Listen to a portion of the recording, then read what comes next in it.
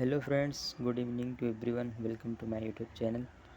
आज हम आपको बताएंगे कैलकुलेटर से ए इन्वर्स कैसे निकालते हैं, किसी भी मैट्रिक्स का ए इन्वर्स कैसे निकाला जाता है।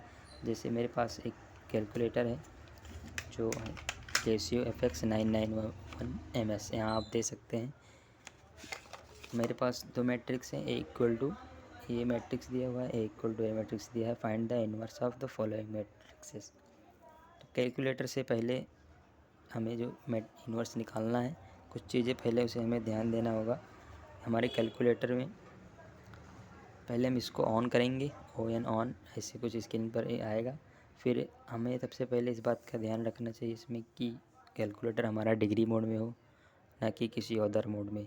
तो इससे पहले हम शिफ्ट और मोड क्लियर यहाँ पर क्लिक करेंगे, फिर 3 दबाएंगे, फिर यहाँ 2 बार इक्वल करेंगे, रीसेट हो जाएगा, डिग्री मोड में आ जाएगा। यहाँ पर आप देख पा रहे होंगे डी लिखा हुआ है।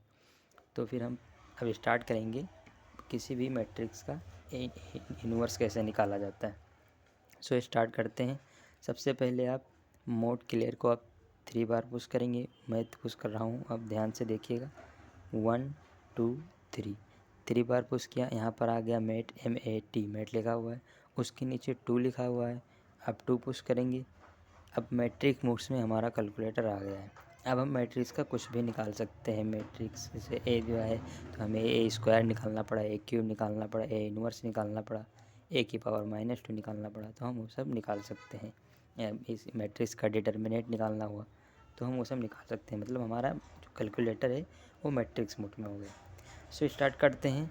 तो अब फिर हम पुश करेंगे शिफ्ट 4। क्या पुश करेंगे? शिफ्ट 4, शिफ्ट फिर 4। ओके। फिर यहाँ पर देखिए लिखा है डाइम, DIM, डिजिट, मैट। फिर इधर जाएंगे तो डिटर्मिनेट, TRN, ये सब ऐसे फंक्शन दिए हुए हैं। पर यहाँ पर हम पुश करेंगे DIM, डायमेंशन।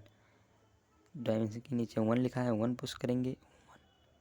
फिर हमारा मैट्रिक्स जो हमें एक बात और बता दें आपको कि जो कैलकुलेटर हमारा वो 3 मैट्रिक्स सेव कर सकता है। तो हम पहला मैट्रिक्स सेव करने जा रहे हैं, तो 1 पुश करेंगे। अब बता रहा है कि ये देखो मैट AM क्रॉस है, मतलब हमारा जो मैट्रिक्स है वो कितने रो और कितने कॉलम का है। तो हमारा मैट्रिक्स यहाँ पर आप देख पा रहे हैं 3 रो और 3 कॉलम का है। तो यहाँ 3 = 3 पुश करेंगे। ये हो गया, हमने मतलब कैलकुलेटर को बता दिया कि हमारा मैट्रिक्स 3x3 का है। ठीक। अब बता मैट A11, first row first column आपको देखते जाना। जैसे A11, A12, A13, A21, A22, A23, A31, A32, A33।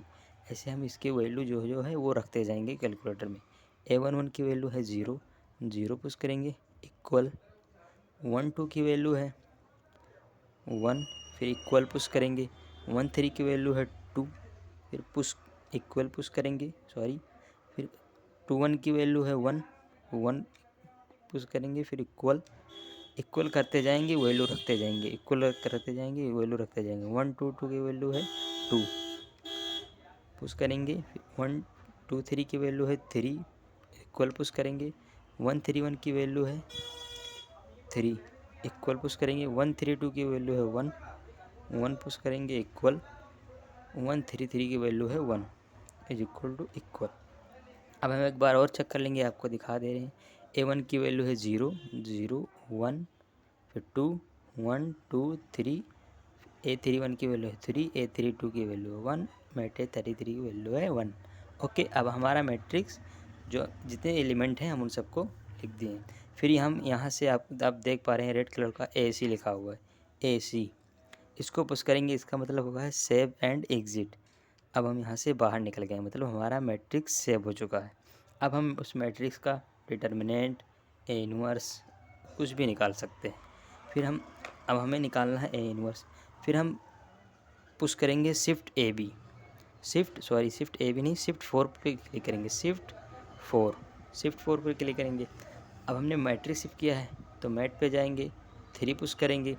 अब यहाँ पर ABC आ रहा है, 4 वो तो अलग है, लेकिन ABC आ रहा है। हमसे कैलकुलेटर ये पूछ रहा है कि हमने कौन सा मैट्रिक्स सेव किया था, A सेव किया था, B सेव किया था, या सी सेव किया था। तो हमने ए मैट्रिक्स सेव किया था, तो ए के नीचे 1 लिखा है, 1 पुश करेंगे, फिर मैट ए आ गया। अब मैट ए आपने जो सेव किया उसका क्या निकालना है, ए इनवर्स निकालना है। तो यहाँ पर आप देख पा रहे हैं एक्स इनवर्स लिखा हुआ है, इस पर पुश करेंगे, फिर देखिए कैलकुलेटर में आ गए मैट ए इनवर्स, ये आ गया। अब इक्वल पुश करेंगे, लीजिए हमारा आंसर आ गया मैट ए इनवर्स। अब इसको हमें फ्रैक्शन में चेंज करना है। तो यहाँ पर आप देख पा रहे हैं लिखा हुआ है A B by C, A B by push करेंगे, ये फ्रैक्शन में चेंज हो जाएगा। तो हम यहाँ पर लिखेंगे जो A11 की वैल्यू है ए इनवर्स में 1/2, फिर इसको राइट पुश करेंगे -0.5, मतलब इसको हम अगर फ्रैक्शन में चेंज करेंगे तो -1/2, फिर इसको राइट पुश करेंगे 0.5, फ्रैक्शन में चेंज करेंगे ए बी बाई सी से चेंज करेंगे 1/2, फिर इसको राइट पुश करेंगे -4, फिर इसको राइट पुश करेंगे 3, फिर इसको राइट पुश करेंगे -1, फिर इसको राइट पुश करेंगे 2.5, इसको फ्रैक्शन में चेंज करेंगे, ये देखो 3 बार आ रहा है, इसको फिर से फ्रैक्शन में चेंज करना है, तो शिफ्ट ए बी बाई सी से करेंगे तो ये फ्रैक्शन में एग्जैक्टली बदलते चेंज कर देगा।